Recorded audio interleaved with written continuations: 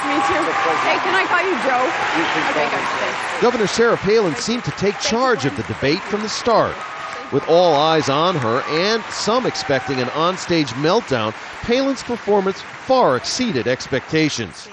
In a format that played to her strengths, Palin was more poised and polished, in sharp contrast with her sometimes fumbling responses in recent one-on-one interviews. Let's commit ourselves, just everyday American people, Joe Six-Pack, hockey moms across the nation. I think we need to band together and say, never again. Never will we be exploited and taken advantage of again by those who are managing our money. Palin and Democratic opponent Joe Biden vied with one another to offer the most homespun anecdotes about the economic woes of middle-class Americans. Go to a kid's soccer game on Saturday and turn to any parent there on the sideline and ask them, how are you feeling about the economy? And I'll bet you're going to hear some fear in that parent's voice. Fear regarding the few investments that some of us have in the stock market. Did we just take a major hit with those investments?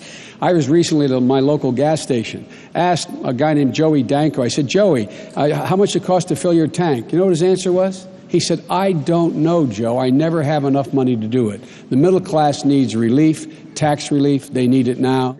Palin used down-home phrases and everyday language to connect with voters and draw a contrast with the more experienced Washington insider, Biden. Biden, too, had a strong performance with none of the verbal gaffes or awkward jokes some may have expected. Biden declined to criticize Palin directly, but hammered away at Republican presidential candidate John McCain, tying him to President George Bush, especially with regard to the U.S. economy.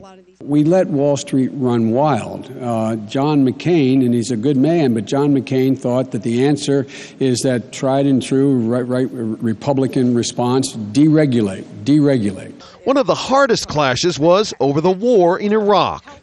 John McCain was saying the Sunnis and Shias got along with each other without reading the history of the last 700 years. John McCain said there'd be enough oil to pay for this. John McCain has been dead wrong. I love him. As my mother would say, God love him, but he's been dead wrong on the fundamental issues relating to the conduct of the war. Barack Obama has been right.